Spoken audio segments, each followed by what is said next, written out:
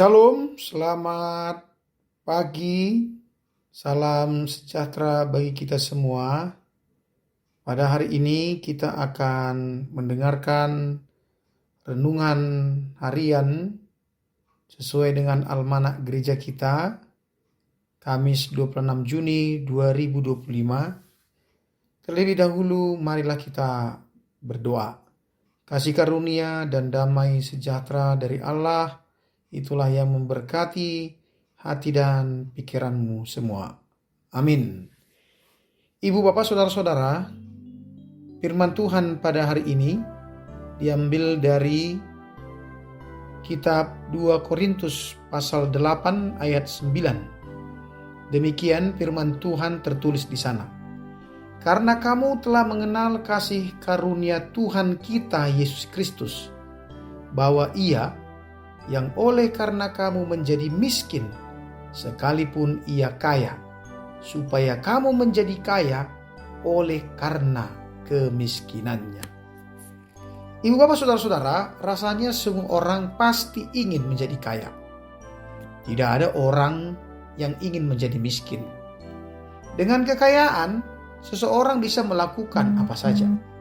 Mau ini dan mau itu, pergi ke sini dan pergi ke sana, bisa diperbuat bila mempunyai kekayaan.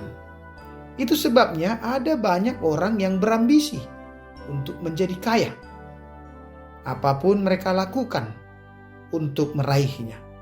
Namun apakah kekayaan yang dimiliki hanya sekedar ingin ini dan itu, atau pergi ke sana dan pergi ke situ? Yang pasti, kekayaan bukan sekedar untuk memuaskan apa yang ada di dalam kehidupan ini. Bukan pula untuk ingin memiliki segala yang ada di dunia ini. Justru melalui kekayaan yang kita miliki, kita bisa berbuat yang lebih mulia, yang lebih berguna, yang lebih bermanfaat di dalam kehidupan ini. Chen Shu-chu adalah seorang penjual sayuran di Tiongkok. Dia masa kecilnya kehilangan ibu dan adiknya yang meninggal dunia karena sakit, dan keluarganya tidak mampu membayar biaya pengobatan. Chen Shu-chu tumbuh besar membantu ayahnya berjualan sayuran di pasar. Setiap hari di pasar ia melihat begitu banyak anak-anak yang tidak sekolah karena kemiskinan. Ia mulai menyisihkan pendapatannya, dan pada tahun 1997 Chen Shu-chu mampu mendonasikan uangnya sebesar 485 juta rupiah untuk alma mater SD Zhenhai. Donasi yang diberikannya ini membuat banyak anak-anak miskin di kotanya bisa kembali bersekolah. Bill Gates, pendiri perusahaan Microsoft, bersama Paul Allen menjadi orang terkaya di dunia saat saham perusahaannya naik drastis sejak penawaran perdananya di tahun 1986. Namun ia kehilangan gelarnya sebagai orang terkaya di dunia Salah satu penyebabnya adalah karena dia mendonasikan sebagian kekayaannya melalui yayasan filantropi yang didirikan bersama istrinya Melinda. Hal ini memperlihatkan bahwa Gates merupakan salah satu yang paling murah hati di planet ini.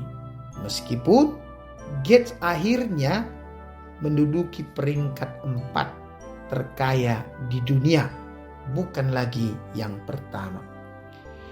Dari sini kita bisa belajar banyak hal. Hidup ini bukan semata-mata untuk menjadi kaya, tapi bagaimana hidup ini menjadi berkat bagi sesama.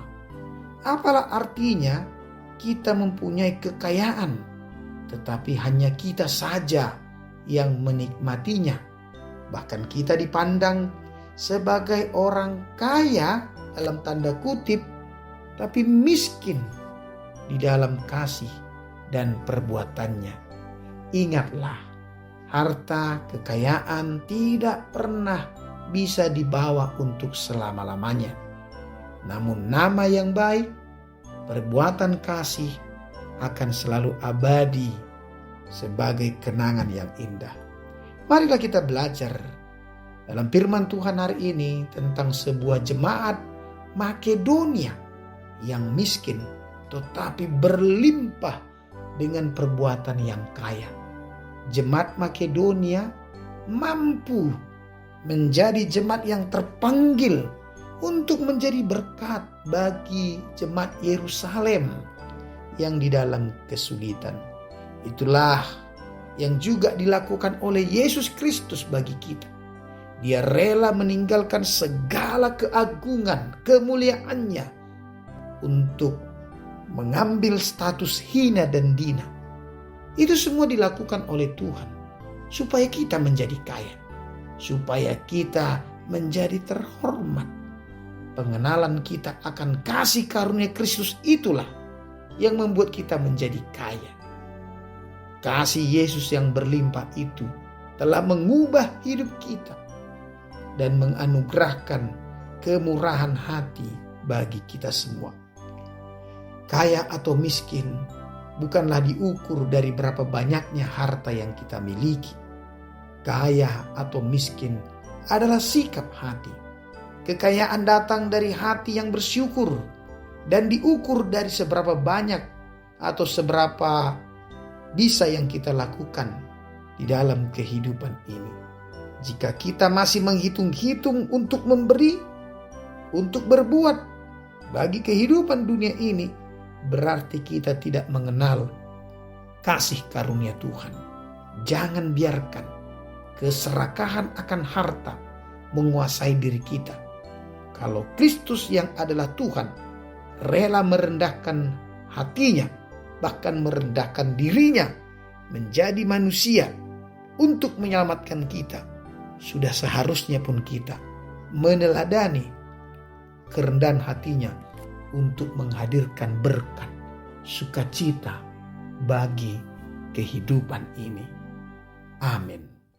Kasih karunia dari Allah yang memberkati engkau dan kasih setia dari Allah Bapa serta persekutuan Roh Kudus itulah menyertai engkau selamanya. Amin.